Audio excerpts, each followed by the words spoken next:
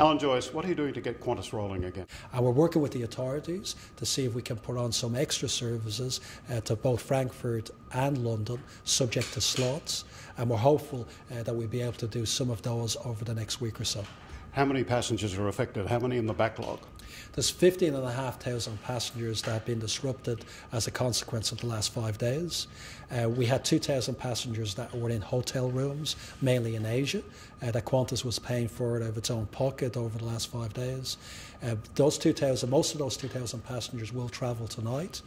Out of the rest of the passengers displaced, we've given the maximum amount of flexibility we can given people the ability to take a refund, given people the ability to change their travel to later on in the year or to a time period that suits them. Those people that still need to travel, we'll be trying to accommodate them as soon as possible. How long do you think it'll take to clear the backlog? It depends on how many extra services we're allowed to do. There still will be seats available over the next few weeks. That's going to be the position. But the actual time to clear the backlog will depend on how many people will still want to travel immediately and how many extra services Qantas will be able to add. How much does this cost Qantas in lost revenue?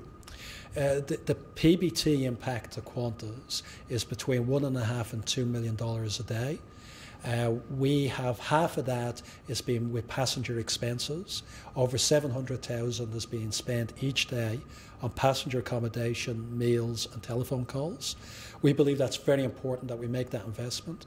We're the only carrier that is being very comprehensive in ensuring people have appropriate accommodation. Other carriers have let people fend for themselves. Other carriers have let people sleep in big ballrooms. Qantas has accommodated and looked after its passengers, and people would expect nothing less from Qantas. Who takes priority in the queue, in the backlog? Are passengers booked today? Passengers booked last week? Well, normal operations, as I said, will start tomorrow, and the passengers that were booked on those services will get priority. We have a contract to get them out at that stage. Any available seats on those services will be made available to disrupted passengers then, and we'll try and get them out over a period of time. That's what most airlines are doing, and that's not uncommon. It's the standard. And in terms of the priority of passengers, we have some special needs passengers, passengers with illnesses, passengers that for family reasons need to get back, and we're trying to prioritise our passengers as best as possible. What happens if the volcano erupts again and the ash spreads over Europe and England? It depends on how extensive it is. There are clear corridors at the moment. Qantas is not going to be operating through any ash clouds, no matter how lack of density or how dense they are. We're going through clear corridors.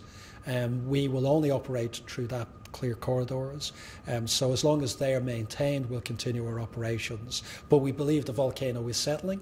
Our information is that things are improving. We hope that is the case, but we obviously have to continually to monitor this. I don't think there are many businesses in Australia that could be affected by a volcano in Iceland. Qantas is probably unique. But we have gotten very good at coping with situations like this, and I'm very proud of our team, our people, because their flexibility and their adaptability is second to none.